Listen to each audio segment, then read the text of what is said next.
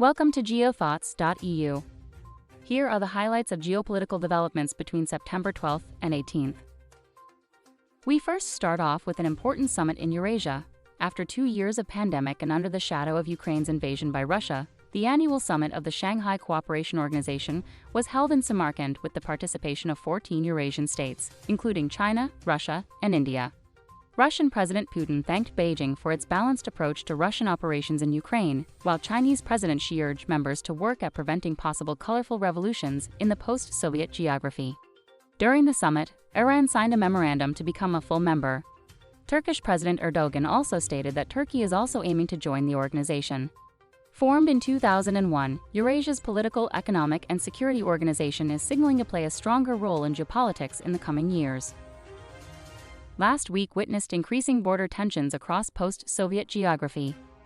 Clashes erupted between the Armenian and Azerbaijani forces over Nagorno-Karabakh, a region internationally recognized as Azerbaijan but with an ethnic Armenian majority.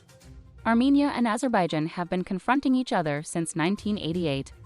In 2020, Azerbaijan retook some of its territories after a 6-week war. Following the clashes, U.S. House Speaker Nancy Pelosi is headed to Yerevan, raising questions about whether it is an act to increase U.S. influence in the region. On the other hand, clashes occurred at the Kyrgyz-Tajik border, leaving at least 71 people dead. The two countries are at odds over border disputes since the collapse of the Soviet Union. Instability in the post-Soviet geography seems to be on the rise with Ukraine's invasion. Ukrainian authorities announced that mass graves were found in Izium after Ukraine liberated the town in the offensive it launched last week. Ukrainian President Zelensky accused Russia of committing crimes against humanity. The UN said it will send a team to investigate the site, while the EU presidency called for the establishment of an international tribunal for war crimes. German Chancellor Scholz stated that Russia's invasion of Ukraine caused a shift in the security paradigm, and that in this context, German armed forces should become the best equipped in Europe for the security of the continent. With nearly €4 trillion, Germany has the largest national economy in Europe and the fourth largest by nominal GDP in the world. Yet Germany spends roughly 1.5% of its GDP on its military, which is well below NATO's 2% rule.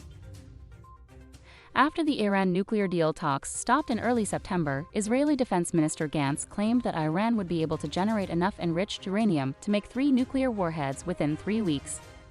The Iran nuclear agreement was signed in 2015.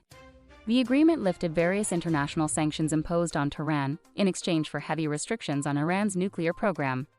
However, former U.S. President Trump unilaterally withdrew from the agreement. After Biden's election, both Tehran and Washington showed intentions of renegotiating the agreement. Iran's nuclear program poses a threat to Israeli ambitions in the Middle East as well as its very existence. We have reached the end of our highlights covering September 12th and 18th. Thank you for watching. See you next week with fresh geopolitical developments from around the globe.